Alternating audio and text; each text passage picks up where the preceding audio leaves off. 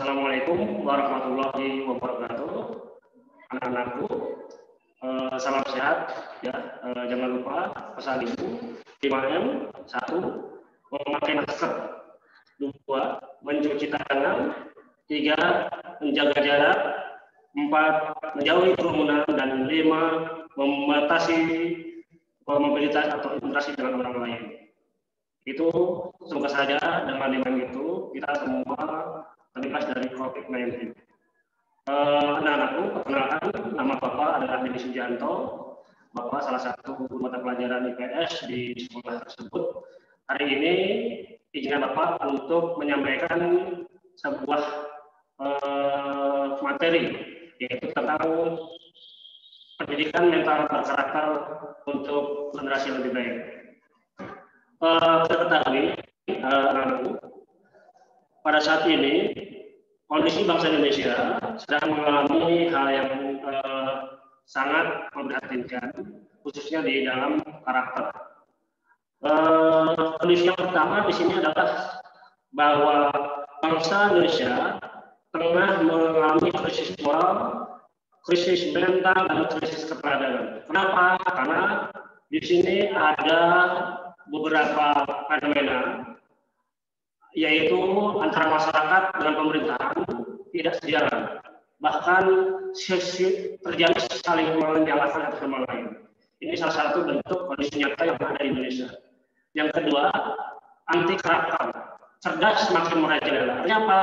Banyak orang yang cerdas dan pintar di Indonesia, tapi minim berakhlakul karimah atau minim berperilaku baik. Terjadi banyak orang-orang yang sangat cerdas, tapi banyak sekali terjadi hal-hal yang sifatnya korupsi dan lain-lain. Yang ketiga, kritisnya dari diri bangsa Indonesia ya, yang seharusnya dijunjung tinggi. Masalah ini kita ketahui bahwa orang Indonesia sudah kehilangan jati diri, di mana bangsa Indonesia itu menghilangkan jati diri sebagai bangsa timuran, di mana orang Indonesia telah terpengaruh oleh budaya-budaya Barat dan lebih mencintai budaya-budaya Barat itu sendiri. Dan yang ketiga, Pancasila, yang keempat, Pancasila tidak dijadikan sebagai filter kebangsaan dalam kehidupan sehari-hari. Kita ketahui bahwa Pancasila itu sebagai ideologi yang seharusnya kita pakai sebagai filosofi dalam menjalani kehidupan sehari-hari di Indonesia saat ini. Berikutnya, kita ketahui ada beberapa fenomena yang memprihatinkan, ya seperti yang Bapak contohkan tadi dalam sebuah slide. Salah satunya di sini adalah contoh-contoh yang real, yang nyata, yang di mana anak-anak atau generasi muda saat ini telah mengalami degradasi karakter atau mental dalam kondisi saat ini. Yang pertama adalah banyak para pemuda yang terjerat dalam kasus narkoba, ya, bahwa narkoba itu akan mengekang kesehatan udara, di mana kesehatan narkoba ini akan menghancurkan karakter atau sebuah mental suatu bangsa. Yang ketiga, sifat kekerasan dalam anak-anak. Ya. Ini semua terjadi mengalami krisis mental dan krisis karakter di anak. Yang berikutnya adalah terjadi fenomena yang berhubungan dengan berhubungan dengan eksploitasi seks, ya, di mana anak perempuan menjadi objek di dalam sebuah kamera. Dan Bapak katakan sekali lagi, hati-hati buat kaum perempuan, ya, hindari merekam diri dengan kamera dengan hal yang sifatnya privat, karena itu akan menjadi bumerang bagi semua. Dan lagi kasus-kasus yang terjadi di Indonesia ini adalah gambaran tentang fenomena bagaimana karakter dan mental sebagai generasi bangsa ini sudah mengalami penurunan. Dan Bapak berikan 10 krisis karakter yang ada di Indonesia, ya, yang salah satunya di sini adalah satu, meningkatnya kekerasan di kalangan remaja dan masyarakat. Yang kedua, penggunaan bahasa dan kata yang membuktikan bahwa banyak anak-anak muda sekarang ini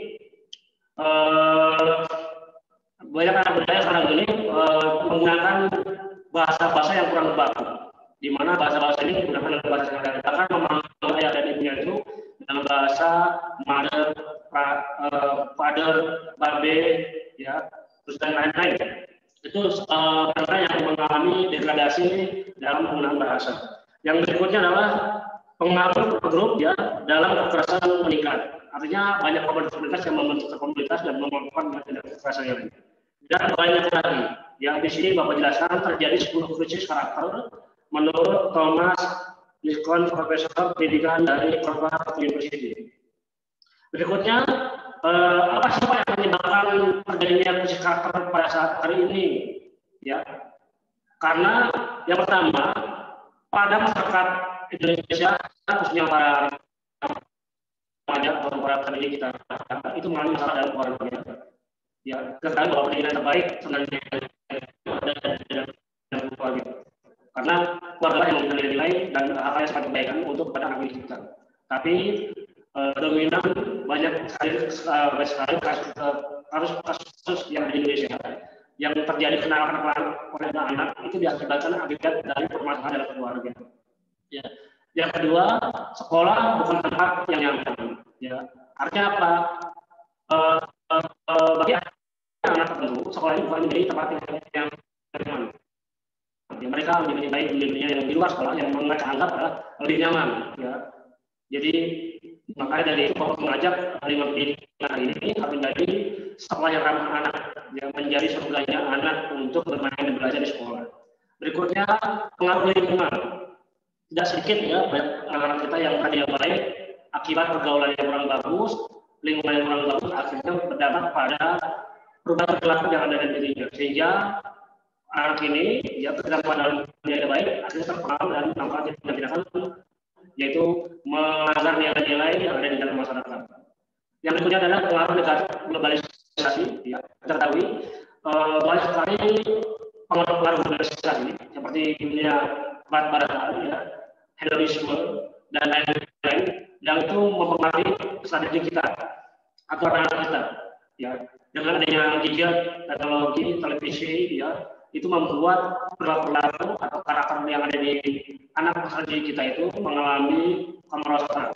Karena pengaruh negatif Indonesia itu sangat berpengaruh terhadap perilaku dan karakter dan masyarakat anak Indonesia. Berikutnya lagi adalah lunturnya anak.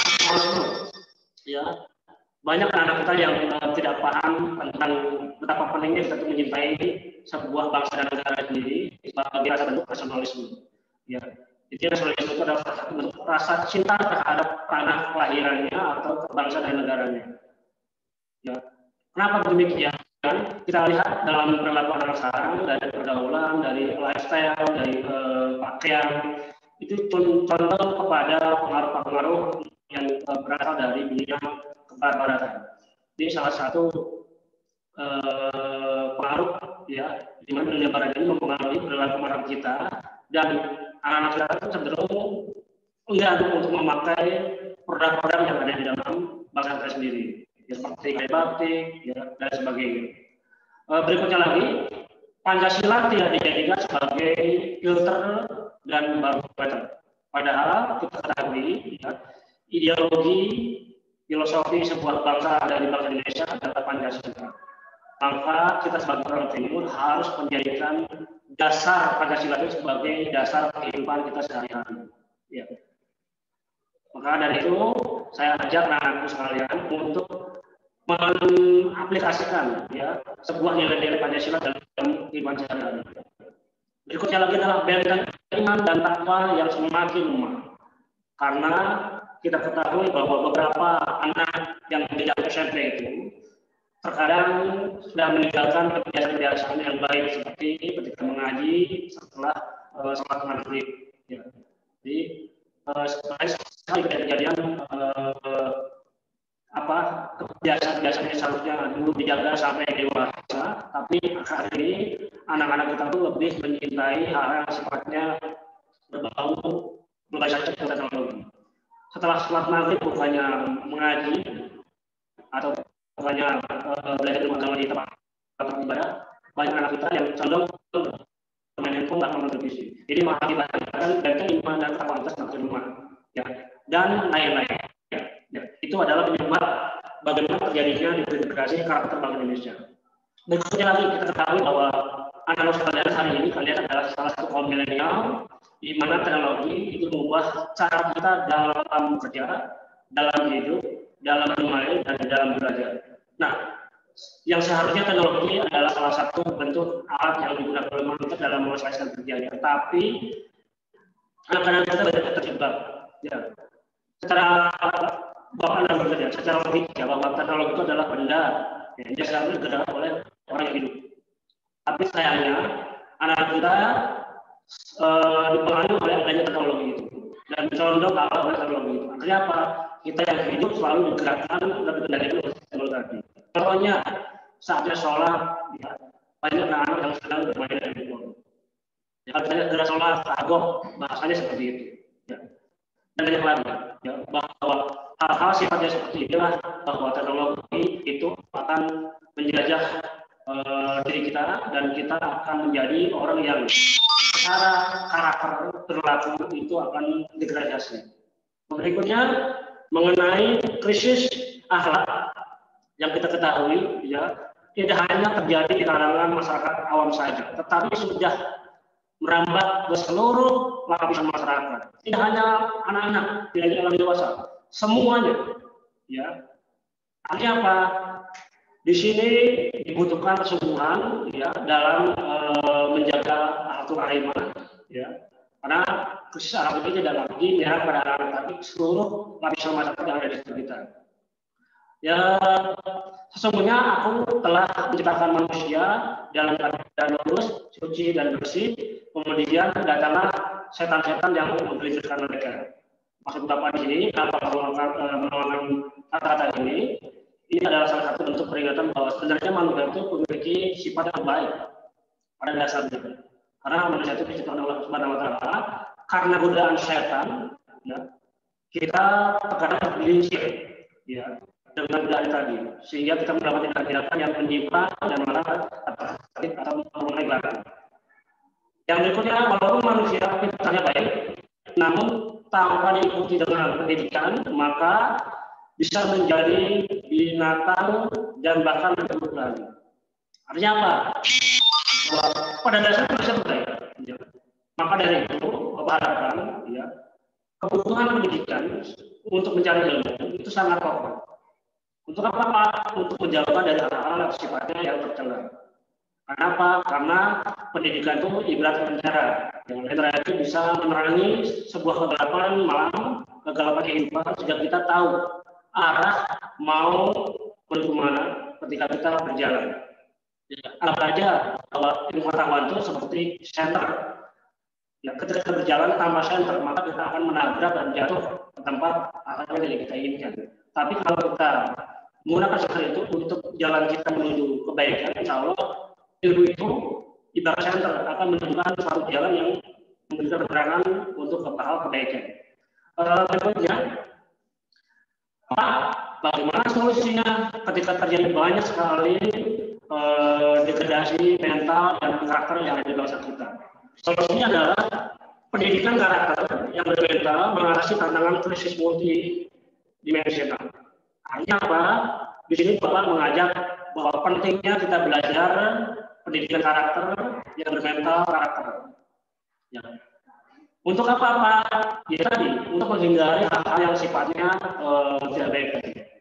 Oke, Bapak mau menanyakan bahwa setiap manusia, setiap anak lahir di dunia ini, mereka membawa nilai-nilai kehidupan. Nilai-nilai kehidupan apa, Pak? Yang jelas adalah membawa nilai kehidupan yang baik secara lahirnya. Setiap anak dasarnya sangat jujur, ya, mempunyai rasa keadilan, penuh kasih sayang yang ditanamkan oleh Tuhan Yang Maha Esa ke dalam setiap manusia. Pada dasarnya manusia itu adalah orang-orang yang dilahirkan dalam keadaan yang baik oleh Allah Subhanahu wa Ta'ala. Maka dari itu, ya, setiap orang dilengkapi oleh potensi bawaan, yaitu untuk berpikir, merasa baik dan berperilaku baik.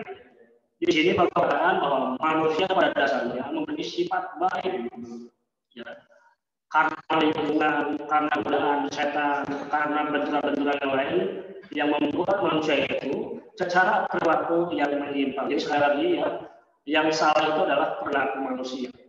Ya, karena perilaku itu sifatnya akan merusak alam semesta ini. Dan ingat, pada dasarnya semua manusia itu dilahirkan dalam keadaan baik. Ya. Jadi kita semua sebenarnya punya bersifat baik. Yang penting kita bagaimana kita itu mau menahan diri kita untuk tidak melakukan hal yang tidak diinginkan. Oke, kita lanjut lagi ya. Dalam sebuah pendidikan karakter, ya, kita harus menanam sebuah jiwa. Jiwa ini adalah salah satu jiwa karakter, akhlak, moral, watak. Nah, karakter, akhlak, moral, watak adalah salah satu yang mengakibatkan muncul sebuah perilaku. Dan ingat, yang merusak alam semesta ini adalah perilaku manusia. Jadi pada dasarnya orangnya baik, ya, orangnya baik. Yang merusak itu adalah perilaku. Berarti yang mana perilaku yang menyimpang dari nilai-nilai norma agama, norma hukum dan norma yang lainnya. Maka dari itu, ya, ada sebuah kisah nyata bahwa Rasulullah Muhammad SAW, ya, aku diutus untuk memperbaiki akhlak umat manusia. Ya, jadi sekali lagi Rasulullah itu diutus untuk memperbaiki akhlak umat manusia. Jadi pada saat itu yang terjadi yang menyimpang adalah perilaku. Maka dari itu perilaku itu harus diperbaiki oleh kita semua. Nah, kita bahas satu-satu ya. Di sini kita bahas mengenai betapa pentingnya karakter. Pak, karakter itu apa? Kumpulan tata nilai yang menuju pada suatu sistem yang melandasi pemikiran, sikap, dan perilaku yang ditampilkan oleh seseorang. Artinya apa? Lagi, karakter itu cenderung pada sifat karakter atau perilaku. Ya. Perilaku adalah sebuah tindakan yang dilakukan manusia. Jadi manusia itu yang harus dikontrol, yang harus dibatasi adalah perilaku. Karena perilaku ini memiliki sifat yang sangat besar dalam semesta kalau tidak dikontrol oleh diri kita sendiri. Oke, berikutnya lagi, ya, Bapak akan ada sebuah materi di sini, ya, yaitu kisah ilahi membawa suatu sistem nilai kebaikan, ya, dan itu sistem nilai ini membawa sebuah karakter dan karakternya membawa perilaku. Kalau kita lihat bagian yang bawah ini seperti ini, ya, bahwa pada dasarnya karakter itu sangat berpengaruh dibentuk oleh dua komponen. Yang pertama adalah budaya luhur bangsa dan yang kedua adalah pengaruh lingkungan. Kenapa seperti itu? Karena kita ketahui sebuah bangsa yang besar adalah bangsa yang mempertahankan budayanya sendiri. Ya. Jadi jangan sampai kita kehilangan jati diri sebagai bangsa Indonesia. Ya. Jangan sampai kita menjadi generasi yang selalu ikut bangsa lain. Ya. Kita punya jati diri, yaitu siapa kita. Kita punya budaya apa saja. Kita harus kita lakukan, harus kita kembangkan sebagai budaya luhur bangsa Indonesia. Yang berikutnya adalah pengaruh lingkungan. Ya. Sebuah manusia akan terjebak suatu permasalahan ketika dia di dalam lingkungan yang tidak bagus. Maka dari itu, anak-anak sekalian, mari kita jaga lingkungan kita, mari kita memilih lingkungan yang baik-baik, bahkan tidak perlu kita memilih teman yang baik-baik. Ya. Karena itu akan berubah karakter kita atau merubah perilaku kita sebagai manusia. Yang paling penting yang Bapak dan Ibu ini adalah karakter bukan diajarkan tapi dilatih. Ya. Dan ditularkan serta dibiasakan. Jadi sekali lagi, karakter itu tidak akan bisa muncul tanpa diajarkan atau dilatih. Tidak bisa kita mengajarkan sebuah karakter dalam anak-anak kita itu sendiri. Bahwa karakter itu, ya, harus dilatih dalam diri kita. Setelah kita terlatih, wajib kita menelurkan kepada orang lain. Dan ketika kita menelurkan kepada orang lain, maka kita menjadi kebiasaan. Ingat, perhatikan apa yang akan menjadi pikiran itu akan menjadi ucapan. Perhatikan juga apa kamu ucapkan itu akan menjadi sebuah perilaku kamu. Apa yang akan menjadikan perilaku kamu itu akan menjadi sebuah kebiasaan kamu. Nah, kebiasaan kamu yang kamu lakukan itu akan menjadi sebuah karakter yang melekat dalam diri kita sebagai manusia yang baik. Itu ya. Jadi sifatnya adalah kita harus membiasakan diri menjadi orang yang lebih baik lagi. Oke, berikutnya Bapak sedikit mengutip ini ada kutipan dari Presiden kita, ya, yaitu Insinyur Joko Widodo, ya, yang mengatakan bahwa memang baik jadi orang penting, tapi lebih penting menjadi orang baik. Artinya apa? Di sini dikatakan bahwa baik jadi orang penting itu, ya, orang penting itu sangat baik, tapi lebih penting lagi menjadi orang baik. Nah, di sini terang bahwa lebih penting lagi itu menjadi orang yang sangat penting dan baik. Maka dari itu kata Nabi saya tidak, ketika orang menjadi orang penting itu baik, ketika menjadi orang itu baik. Tapi yang paling bagus adalah menjadi orang yang penting dan menjadi orang baik. Ini adalah sedikit ulasan yang disampaikan oleh Presiden Jokowi kepada masyarakat Indonesia untuk menjadikan kita orang yang bermental berkarakter mulia. Oke, berikutnya adalah ada dari sebuah hadis ya, bahwa manusia terbaik di dunia adalah manusia yang paling banyak bermanfaat untuk orang lain. Jadi sekali lagi, ya, Bapak mengimbau dan mengajak anak-anak sekalian, manusia terbaik itu, ya, seperti yang disebutkan Rasulullah, bahwa manusia terbaik itu adalah manusia yang paling bermanfaat untuk orang lain. Jadi, bahwa kita semua adalah menjadi orang yang bermanfaat bagi lingkungan, ya, bagi keluarga, bagi teman dan lain-lain. Oke, berikutnya, maka Bapak mengajak, yuk menjadi generasi yang berkarakter dan berkarakter mulia dan baik. Ya, ini penting. Kenapa? Karena kalau kita berkarakter mulia dan bermental baik, itu akan melahirkan sifat-sifat sesuai dengan sifat kemuliaan. Yang diantaranya adalah satu, yaitu manusia akan memiliki rasa tanggung jawab dalam dirinya, dalam lingkungannya, dalam keluarganya. Ya, di sini tanggung jawab di sini adalah terhadap diri sendiri, keluarga, lingkungan, dan negara. Ya, serta nantinya akan dibuka sebuah tanggung jawab yang yaitu tanggung jawab bela negara. Ini adalah salah satu yang nilai karakter yang perlu kita junjung tinggi. Ya, karena ini salah satu nilai-nilai yang sangat mulia. Sebagai warga negara kita harus memiliki rasa tanggung jawab yang tinggi. Berikutnya adalah disiplin. Ya, ini adalah nilai karakter kedua yaitu disiplin. Ketika orang terbiasa, ya, menjadi orang yang disiplin, insya Allah dalam dirinya akan bisa mengatur waktu. Ya. Oke, berikutnya yaitu adalah karakter taat pada hukum. Norma sosial masyarakat, pengetahuan tentang hukum. Ketika orang memiliki karakter yang baik, insya Allah dalam dirinya itu akan selalu mentaati hukum atau nilai norma yang benar dalam masyarakat. Yang berikutnya yaitu menjadi masyarakat atau anak-anak yang memiliki sifat sopan dan santun. Ya. Jadi ketika karakter kita sudah terbentuk, maka kita akan terbiasa menjadi orang yang sopan dan santun. Revolusi 3 kata dari sopan kata tadi adalah salam, maaf, terima kasih. Itu adalah kebiasaan dari sopan dan santun. Biasakan kalau kita ketemu orang lain, ketemu guru, ketemu teman, ketemu orang tua, ucapan salam. Kalau kita salah, minta maaf. Kalau kita membantu orang lain, terima kasih. Ini salah satu kebiasaan akhlak mulia yang akan menjadi karakter kita nanti di masa depan. Berikutnya adalah senyum. Ya, ibadah yang paling ringan adalah senyum pada orang lain. Ya. Oke, nilai yang berikutnya adalah nilai karakter berikutnya adalah kepedulian. Kemudian kepada sesama masyarakat, budaya, lingkungan, dan negara. Ketika orang tertanam karakter dalam dirinya, maka muncullah rasa kepedulian terhadap semua yang ada di dalam lingkungannya. Berikutnya lagi, sifat kerja keras. Di sini adalah salah satu karakter yang tumbuh ketika orang itu memiliki kebiasaan baik, ya. Kerja keras. Kalau ingin mengalahkan orang-orang negara-negara maju, negara-negara barat, ya, harus bekerja lebih keras daripada mereka. Ya. Mengerjakan hal-hal yang sama tetapi mengharapkan hasil yang berbeda adalah perbuatan yang gila menurut Einstein. Artinya apa? Kita bisa mengadopsi apapun yang ada di negara lain, tapi harus kita adaptasikan dengan nilai-nilai yang ada di negara kita.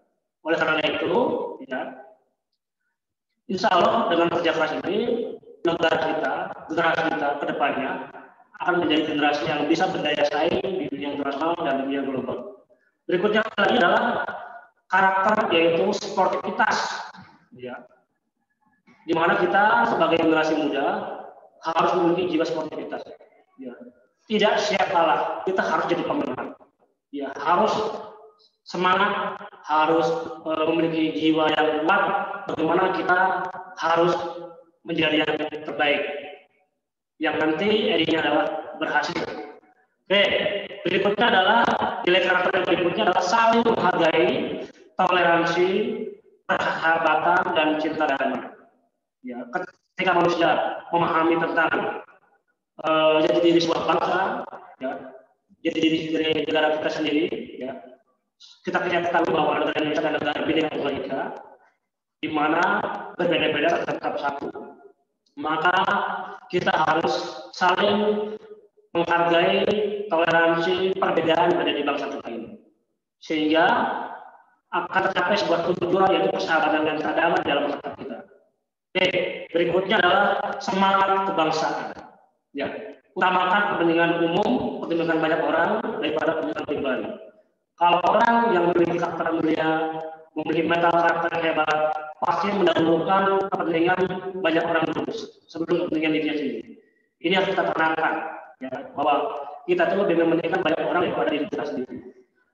Dan kesimpulannya adalah, mari kita raih kemenangan 18 nilai dalam nilai karakter ini, ya, yang dituangkan dalam Kemendikbud.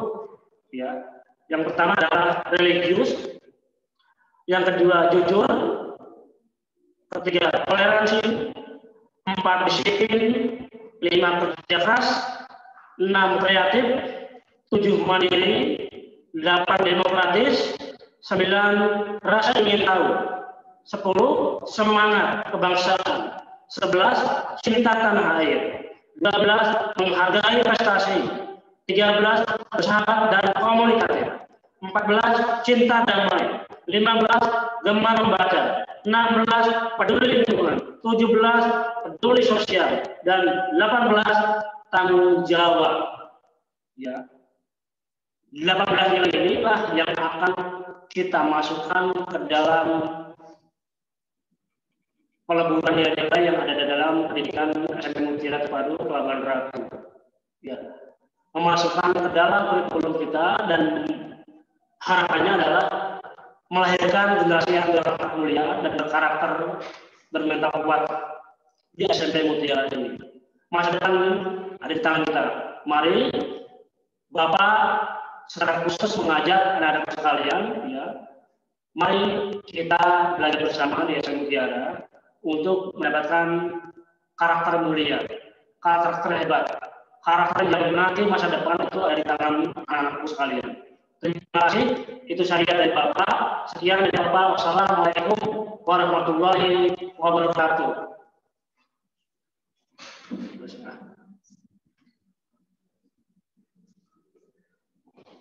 Belajar